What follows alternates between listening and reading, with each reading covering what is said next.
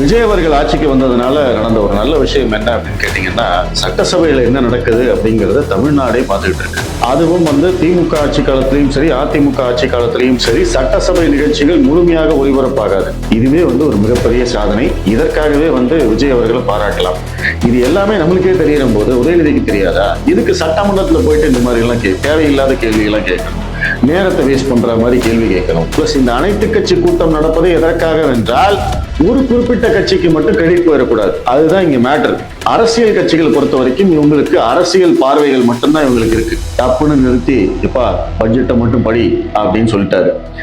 எதிர்கட்சி வரிசையில நல்லா பேசினவங்க அப்படின்னு பாத்தீங்கன்னா, ஃபர்ஸ்ட் பிரைஸ் யாருக்கு கொடுக்கலாம்னா சௌமியா அன்புமணி. விஜய் அவர்கள் ஆட்சிக்கு வந்ததுனால நடந்த ஒரு நல்ல விஷயம் என்ன அப்படின்னு கேட்டீங்கன்னா, சட்டசபையில என்ன நடக்குது அப்படிங்கறத தமிழ்நாடே பார்த்துக்கிட்டு இருக்கு. திமுகவோ அதிமுகவோ இருந்த போதெல்லாம் சட்டசபையில என்ன நடக்குது அப்படிங்கிறது கூட நம்மளுக்கு தெரியாது. அடுத்த நாள் நியூஸா வரும். இந்த சேட்டலைட் சேனல் பிளஸ் யூடியூப் இதெல்லாம் வந்ததுக்கு அப்புறம் பாத்தீங்கன்னா சில விஷயங்கள் எல்லாம் கட் பண்ணி போடுவாங்க. அதுவும் திமுக ஆட்சி காலத்திலையும் சரி, அதிமுக ஆட்சி காலத்திலையும் சரி, சட்டசபை நிகழ்ச்சிகள் முழுமையாக ஒளிபரப்பாகாது. ஆளுங்கட்சிக்காரங்க என்ன பேசுறாங்களோ அதுதான் அதிகமா ஒளிபரப்பாகும். சட்டசபை நிகழ்ச்சிகளை பார்க்கறதுக்கு ஒரு சுவாரஸ்யமும் இருக்காது. எந்த விஷயத்தையும் நேரடியா சொல்லவே மாட்டாங்க. துதி பாடிக்கிட்டே இருப்பாங்க. டி ராஜேந்தர் மாதிரி அடுக்குமொழி வசனம் எல்லாம் பேசிக்கிட்டு இருப்பாங்க. அதனாலேயே நம்மளுக்கு கடுப்பாகும். அதனால சட்டசபை நிகழ்ச்சிகளை எல்லாம் யாரும் பார்க்கவே மாட்டாங்க. ஆனா விஜய் அவர்கள் ஆட்சிக்கு வந்ததுக்கு அப்புறமா டே ஒன்ல இருந்தே சட்டசபையில என்ன நடக்குது அப்படிங்கிறது எல்லாருமே பார்த்துக்கிட்டு இருக்காங்க. ஃபுல் டே லைவ் போனாலும் அதை உட்கார்ந்து பாக்குறதுக்கு ஆள் இருக்கு. எல்லா சேனல்களும் லைவ்ல போடுறாங்க. ஒவ்வொரு லைவ்லயும் பாத்தீங்கன்னா 1000 பேர் 2000 பேர் அந்த மாதிரி லைவ் பார்த்துக்கிட்டு இருக்காங்க. இதுவே ஒரு மிகப்பெரிய சாதனை. இதற்காகவே விஜய் அவர்களை பாராட்டலாம். திமுகவினரும் பார்க்க ஆரம்பிச்சிட்டாங்க. ஏன்னா அவங்களுக்கு தாவேக்காவில இருந்து ஏதாவது தப்பு பண்ணுவாங்க, அதை வச்சு அவங்களுக்கு எதிராக மீம் கண்டென்ட் பண்ணலாம், பிளஸ் வீடியோஸ் பண்ணலாம் அப்படின்னு அவங்க பாக்குறாங்க. விஜய் ரசிகர்கள் தொண்டர்கள் நம்ம தலைவர் என்ன பேசுவாரு, ஏதாவது மாஸ் மொமெண்ட் கிடைக்குமா, பிளஸ் திமுக நம்மளை அட்டாக் பண்ணா நம்ம எப்படி ரிப்ளை பண்றது அப்படிங்கிறதுக்காகவே அவங்க பாக்குறாங்க. சோ இவங்க ரெண்டு பேரும் என்ன பண்ண போறாங்க அப்படிங்கிறதுக்காக நம்மளும் பார்த்துக்கிட்டே இருக்கோம். இன்னைக்கு சட்டசபையில என்ன நடந்தது? முதல்ல இந்த காவிரி விவகாரம் தொடர்பாக கவன ஈர்ப்பு தீர்மானம் கொண்டு வந்தாங்க. இந்த கவன ஈர்ப்பு தீர்மானத்துல எதிர்கட்சி தலைவரான உதயநிதி சில கேள்விகளை கேட்டாரு. அவரும் நிறைய விஷயங்களை பேசினாரு. சபாநாயகர் ஸ்ட்ரிக்டா சொல்லிட்டாரு, கவன ஈர்ப்பு தீர்மானத்துல என்ன இருக்கோ அதை மட்டும் பேசுங்க, அந்த கேள்வியை மட்டும் கேளுங்க, முதலமைச்சர் பதில் சொல்வாரு அப்படிங்கறத தெளிவா சொல்லிட்டாரு.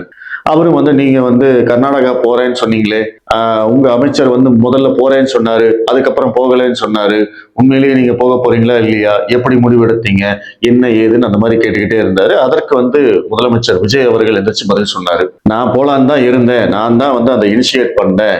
எதிரி நாடுகளே இன்னைக்கு பேச்சுவார்த்தை மூலமா போரே நடத்துற போது நம்ம பக்கத்து மாநிலமான கர்நாடகாவில் நம்ம பேசினா என்ன அப்படின்னு தான் தோணுச்சு.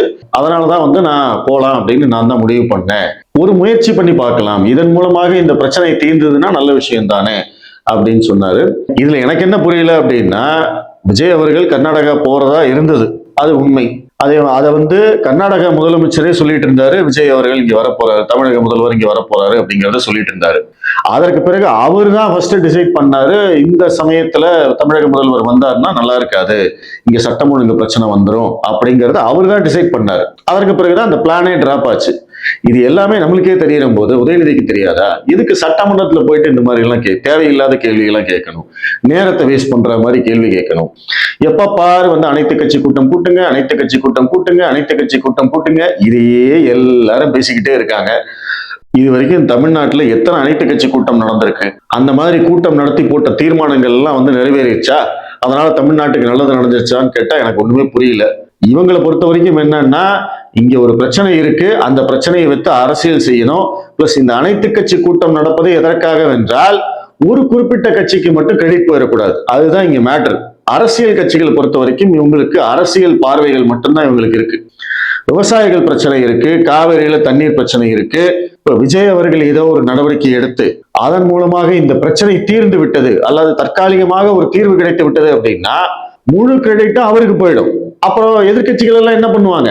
அதனாலதான் இவங்க என்ன பண்றாங்க, ஒரு பிரச்சனை அப்படின்னு சொன்ன உடனே அனைத்து கட்சி கூட்டத்தை கூட்டி அங்க தீர்மானம் போட்டு அதன்படிதான் நடக்கணும் அப்படிங்கறத சொல்லி இப்படியே இழுத்துட்டே போவாங்களே தவிர தீர்வு நோக்கி இவங்க நகரவே மாட்டாங்க. அந்த வகையில விஜய் அவர்கள் நம்ம கர்நாடகா போலாம் பேசலாம் அப்படின்னு முடிவெடுத்தது ஒரு நல்ல விஷயம்தான். அதற்கும் வந்து நிறைய பேர் எதிர்ப்பு தெரிவிச்சாங்க. ஸோ இந்த விவகாரம் போயிட்டே இருந்தபோது உதயநிதி இன்னொரு கேள்வியை கேட்டிருந்தாரு. குறுவை சாகுபடி விவசாயிகள் வந்து மழை இல்லாம ரொம்ப கஷ்டப்படுறாங்க, அவங்களுக்கு வந்து இந்த நிவாரண நிதி கொடுக்கணும் அப்படின்னு சொன்ன உடனே முதலமைச்சர் விஜய் அவர்கள் அது வந்து ஏற்கனவே கொடுத்தாச்சு. காலையில பேப்பர் படிக்கிற பழக்கம் இருந்ததுன்னா இதெல்லாம் தெரிஞ்சிருக்கும். அரசியல்னாவே நாங்க தான் அப்படின்னு சொல்றவங்களுக்கு இதெல்லாம் தெரியாதது ஆச்சரியமா இருக்கு அப்படின்னு வந்து ஒரு பிட்ட கொளுத்தி போட்டார். அதற்கு உடனே உதயநிதி எதிர்த்து பதில் சொன்னாரு. நாங்க வந்து கேட்டது நிவாரண நிதி, வறட்சி நிவாரண நிதி. நார்மலா நீங்க கொடுக்கிற நிதி எல்லா அரசாங்கமும் கொடுக்கும், அதை நீங்க கொடுத்துட்டீங்க. இப்ப தண்ணீர் இல்லாம இந்த குறுவை சாகுபடி பாதிக்கப்பட்ட விவசாயிகளுக்கு வறட்சி நிவாரண நிதி கொடுக்கணும் அப்படின்னு தான் நாங்க கேட்டுட்டு இருக்கோம். இதுக்கு வந்து பேப்பர் படிக்கணுங்கிற அவசியம் இல்லை, இதனால்தான் வந்து நாங்க அனைத்து கட்சி கூட்டத்தை எல்லாம் கூட்டி பேசுங்க அப்படின்னு சொல்றோம் அப்படின்னு ஒரு மாதிரி பதில் சொன்னாரு.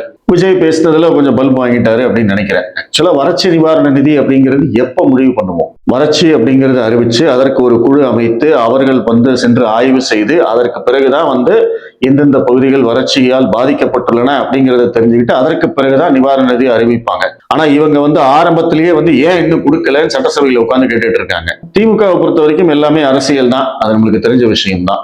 அது போக சட்டசபையில் என்ன நடந்தது? தாவேகாவினர் கொஞ்சம் நல்லா தயார்படுத்திட்டு வந்திருக்காங்க, நல்ல பதில் சொன்னாங்க.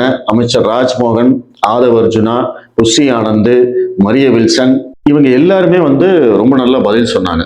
அதை வந்து அந்த வகையில வந்து ஓரளவுக்கு பாராட்டணும். எப்படி பேசணும், எப்படி திமுகவை எதிர்கொள்ளணும் அப்படிங்கிறதுக்கு வந்து பயிற்சி கொடுத்திருக்காங்க அப்படின்னு நினைக்கிறேன். அந்த பயிற்சி இன்று வந்து சட்டசபையில் தெரிந்தது. திமுகவினர் பொறுத்த வரைக்கும் அவங்களுக்கு தெரியும், அவங்க வந்து பழந்துன்னு கொட்டை போட்ட அரசியல்வாதி அப்படிங்கிறதுனால யாரை எப்படி பேச்சில் மடக்கணும் அப்படிங்கிறது அவங்களுக்கு தெரியும். பட்ஜெட் மீதான விவாதம் தான் இன்னைக்கு நடந்தது. அந்த பட்ஜெட்ல இருக்கக்கூடிய சின்ன சின்ன குறைகளை எல்லாம் சொல்லி காட்டி இது வந்து இப்படி பண்ணிட்டீங்க, அதை வந்து அப்படி பண்ணிட்டீங்க அப்படின்னு வந்து ஒவ்வொரு விஷயமா அவங்க சொல்லிக்கிட்டே இருந்தாங்க. அதற்கு வந்து தாவேகாவினர் வந்து பதில் சொல்லிக்கிட்டே இருந்தாங்க. இதுல முக்கியமா ஒருத்தரை பாராட்டணும் அப்படின்னா அது வந்து சபாநாயகர் ஜே.சி.டி. பிரபாகர். நான் கூட அவர் என்னமோ நினைச்சேன், இதற்கு முன்னாடி அவர் பெருசா தெரியாது. ஆனா இந்த சபாநாயகரா வந்ததுக்கு அப்புறமா ரொம்ப நடுநிலைமையா செயல்படுறாரு. இப்ப வரைக்கும் நடுநிலைமையா செயல்பட்டு இருக்காரு. இந்த வேளாண் பட்ஜெட் தாக்கல் பண்ற போது நீங்க பார்த்திருப்பீங்க, அவர் வந்து அப்படியே புகழ் மாலையா சூட்டிக்கிட்டு இருந்தாரு, அடுக்க மொழியில எல்லாம் பேசிட்டு இருந்தாரு. டப்புன்னு நிறுத்தி எப்பா பட்ஜெட்டை மட்டும் படி அப்படின்னு சொல்லிட்டாரு. அப்ப அதற்கு வந்து எதிர்கட்சிகள்லாம் எதிர்ப்பு தெரிவிச்சாங்க. எப்பா நானே சொல்லிடுறேன், அமைதியா உட்காருங்க அப்படின்னு சொல்லி இவரே சொல்லிட்டாரு. இன்னைக்கும் வந்து பாத்தீங்கன்னா சபையை நடத்தின விதம் எல்லாரையுமே வந்து அமைதிப்படுத்தினார். அவர் சொன்னா வந்து எதிர்கட்சிக்காரங்க கூட கேட்கறாங்க, அந்த அளவுக்கு வந்து மரியாதை இருக்கிறவர் தான் நினைக்கிறேன். சொந்த கட்சிக்காரங்களே வந்து சில தவறான வார்த்தைகளை பயன்படுத்தும் போது இதை வந்து நான் அவை குறிப்பிலிருந்து நீக்கிடுவேன், என்ன சொல்லணுமோ அதை மட்டும் சொல்லுங்க, ஆதாரம் இல்லாம எதையும் பேசக்கூடாது, இப்படி எல்லாம் வந்து தாவேகா கட்சியினருக்கே வந்து அட்வைஸ் பண்ணாரு. ஸோ அந்த விதத்துல ஜே.சி.டி. பிரபாகர் அவர்களை பாராட்டலாம். இந்த சட்டசபை நிகழ்ச்சிகளை பார்க்கறதுக்கு ஒரு வாய்ப்பு கிடைச்சதுனால தான் இந்த சபாநாயகருடைய அருமை பெருமை என்ன, அவருடைய அதிகாரம் என்ன, அவங்க எப்படி செயல்படுவாங்க அப்படிங்கிறதெல்லாம் தெரிஞ்சது. இதற்கு முன்னாடி சபாநாயகராக இருந்த அப்பாவு வந்து ஒரு கட்சிக்காரராகவே திமுக எம்எல்ஏவாவே தான் இருந்தாரு, அமைச்சராகவே தான் இருந்தாரு. மற்ற அமைச்சர்கள் பதில் சொல்றதை விட இவர் தான் வந்து அதிகமா பதில் சொல்லுவாரு. ஸோ அதையும் நம்ம பார்த்திருக்கோம். பட் அந்த வகையில ஜே.சி.டி. பிரபாகர் இப்ப வரைக்கும் ரொம்ப சிறப்பா செயல்பட்டு இருக்காரு. கண்டிப்பா ஒரு நல்ல பேர் வாங்குவாரு அப்படின்னு நான் எதிர்பார்க்கிறேன். எதிர்கட்சி வரிசையில நல்லா பேசினவங்க அப்படின்னு பாத்தீங்கன்னா ஃபர்ஸ்ட் பிரைஸ் யாருக்கு கொடுக்கலாம்னா சௌமியா அன்புமணி. இந்த மேகதாது அணை விவகாரம் தொடர்பாக வெட்டு 1 துண்டு 2 அப்படின்னு பேசினாங்க. அதுதான் வந்து சட்டசபையில அப்படிதான் பேசணும். இவங்க சும்மா வந்து ஏதாவது வார்த்தையை விட்டு எதிர்கட்சிகளை தூண்டி விட்டு தேவையில்லாத வரலாறை எல்லாம் எடுத்து சொல்லி அதெல்லாம் எதுவுமே இல்லை. மேகதாது அணை எதற்காக கட்டப்படுகிறது? தமிழ்நாட்டு எல்லையிலிருந்து 4 கிலோமீட்டர் தூரத்துக்குள்ள அவங்க அணை கட்டுறாங்கிறாங்க. அவங்களுடைய ஒரே நோக்கம் நம்மளுக்கு ஒரு சொட்டு தண்ணி கூட தரக்கூடாது அப்படிங்கிறது மட்டும்தான். அந்த அணை கட்டுவதன் மூலமாக அங்க இருக்கக்கூடிய பழங்குடியின மக்கள் பாதிக்கப்படுவாங்க. பாதுகாக்கப்பட்ட வனப்பகுதிகள் இருக்கு, அது எல்லாமே வந்து தண்ணீர்ல மூழ்கும். அங்க வந்து புலிகள் சரணாலயம், விலங்குகள் சரணாலயம் அதெல்லாம் இருக்கு, அதெல்லாமே தண்ணீர்ல மூழ்கும். ஸோ இதையெல்லாம் தாண்டி அவங்க அணை கட்டணும்னு நினைக்கிறதுக்கு காரணம் தமிழ்நாட்டுக்கு வர வேண்டிய தண்ணீரை தடுத்து நிறுத்த வேண்டும் என்பதுதான். இதை வந்து சௌமியா அன்புமணி ரொம்ப தெளிவா சொல்லியிருந்தாங்க. அது உண்மையும் கூட. நீங்க வந்து காவேரி வர ரூட் எடுத்து பார்த்தீங்க அப்படின்னா உங்களுக்கு தெரியும், மெயின்ல அந்த காவேரி அணை வந்துகிட்டே இருக்கும். வயநாட்டுல இருந்து வரக்கூடிய ஒரு நதி வந்து அந்த மெயின் காவேரியில வந்து சேரும். கேமங்கி அணை, ஹேமாவதி அணை, இந்த கேஆர்எஸ் டேம் இதெல்லாம் வந்து பாத்தீங்கன்னா அந்த மெயின் காவேரி லிங்க்ல இருக்கும். கபினி அணை அப்படின்னு ஒண்ணு இருக்கு, அது வந்து பாத்தீங்கன்னா இந்த வயநாட்டுல இருந்து வருது இல்லையா, அந்த இடத்துலதான் வந்து கபினி அணை இருக்கு. இப்ப நீங்க ஹேமங்கி, ஹேமாவதி, கேஆர்எஸ் இதெல்லாம் ஒவ்வொன்னா நிரம்பி அதற்கு பிறகுதான் அங்கிருந்து தண்ணி வரும். வயநாட்டுல கேரளாவில் மழை பெஞ்சது அப்படின்னா அந்த தண்ணி வந்து நேரடியாக கபினி டேமுக்கு வரும். கபினி டேம் வந்து ரொம்ப சின்ன டேம் தான். அந்த டேம் வந்து நிறைஞ்சிருச்சு அப்படின்னா அவங்களுக்கு வேற வழியே இல்லை, அவங்க தண்ணி திறந்து விட்டே தான் ஆகணும். இப்ப கூட டி.கே. சிவகுமார் சொன்னார் இல்லையா, இயற்கையோட நம்ம ஒன்றும் பண்ண முடியாது, டேம திறக்கலைன்னா நம்ம உயிரே போயிடும் அப்படிங்கிற மாதிரி சொன்னார் இல்லையா.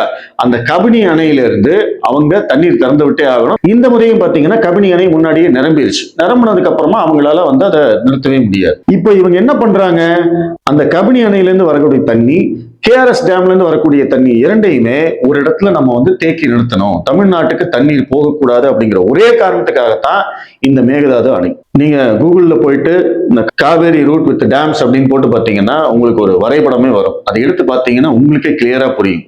அவங்க கர்நாடகா சொல்ற மாதிரி வந்து நாங்கள் அணை கட்டுவதால் தமிழ்நாட்டுக்குத்தான் நன்மை, கர்நாடகாவை விடவும் தமிழ்நாட்டுக்குத்தான் கூடுதல் நன்மை, நாங்க வந்து தண்ணீரை நிறுத்த மாட்டோம் அப்படின்னு சொல்றதெல்லாம் வந்து அந்த காத்துல எழுதி வைக்கலாம் கர்நாடகா சொல்றதையெல்லாம். ஏன்னா அவங்களை பொறுத்த வரைக்கும் காவேரி முழுக்க முழுக்க அவங்களுக்குத்தான் சொந்தம்.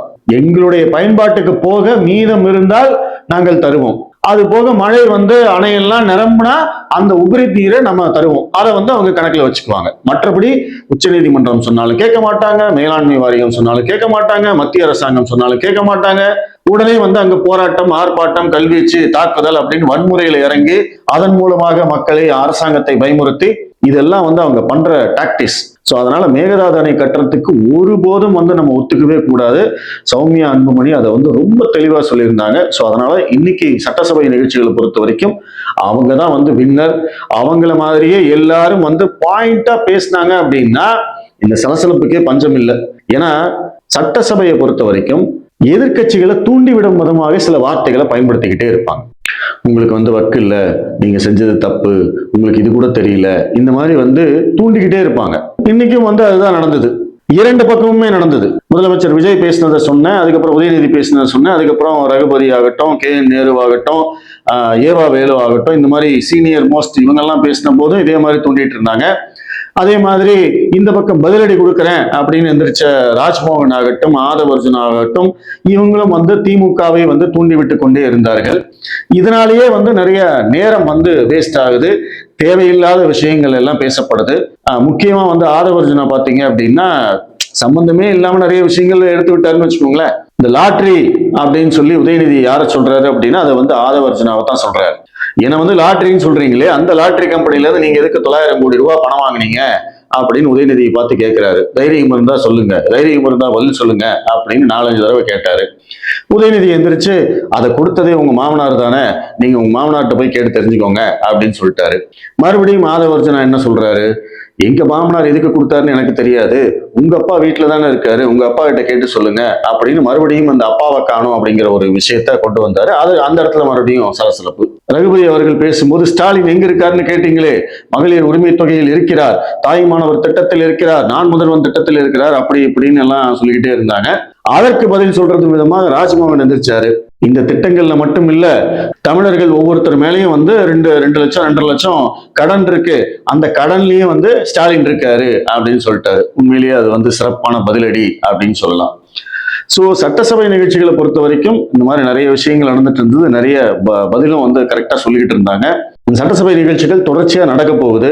ஏன்னா இதற்கு பிறகு வந்து மானிய கோரிக்கைகள்லாம் இருக்கு. ஒவ்வொரு துறை சார்பாக எல்லாரும் வந்து கேள்வி கேட்பாங்க, அந்த துறை ரீதியாக வந்து அந்த அமைச்சர் வந்து பதில் சொல்லணும். ஸோ இது தொடர்ச்சியா நடக்கும் அப்படிங்கிறதுனால இந்த சட்டசபை கூட்டத்தொடர் முழுமையாக நடந்தால் இந்த நிகழ்ச்சி சட்டசபை நிகழ்ச்சிகளை பார்க்கக்கூடிய அந்த ஆர்வம் நிறைய பேருக்கு குறைஞ்சிரும் அப்படின்னு நினைக்கிறேன். ஏன்னா கண்டிப்பா வந்து போர் அடிக்கும். இதனால டெய்லி இதை உட்காந்து லைவ் பார்த்துட்டு தானே பொழப்ப பார்க்க வேண்டாமா அப்படின்னு நிறைய பேர் போயிடுவாங்க. ஸோ அதனால இந்த முதலா நடக்கிறது அப்படிங்கிறதுனால விஜய் அவர்கள் என்ன பேசுவாரு, உதயநிதி என்ன பேசுவாரு, இவங்க 2 பேருக்குள்ள ஒரு ரைவலரி வேற வந்திருக்கு, எப்படி அடிச்சுக்குவாங்களா, என்ன பண்ணுவாங்க அப்படிங்கிற ஒரு ஆர்வத்தை தூண்டும் விதமாக இருப்பதால் இந்த சட்டசபை நிகழ்ச்சிகளுக்கு வந்து நிறைய பார்வையாளர்கள் இருக்காங்க. இந்த நிகழ்வு முழுமையா நடந்தது அப்படின்னா அதற்கு பிறகு நார்மல் ஆயிடும் அப்படின்னு நான் எதிர்பார்க்கிறேன். நாளைக்கு என்ன நடக்குது அப்படிங்கிறத நம்ம பொறுத்திருந்து பார்ப்போம்.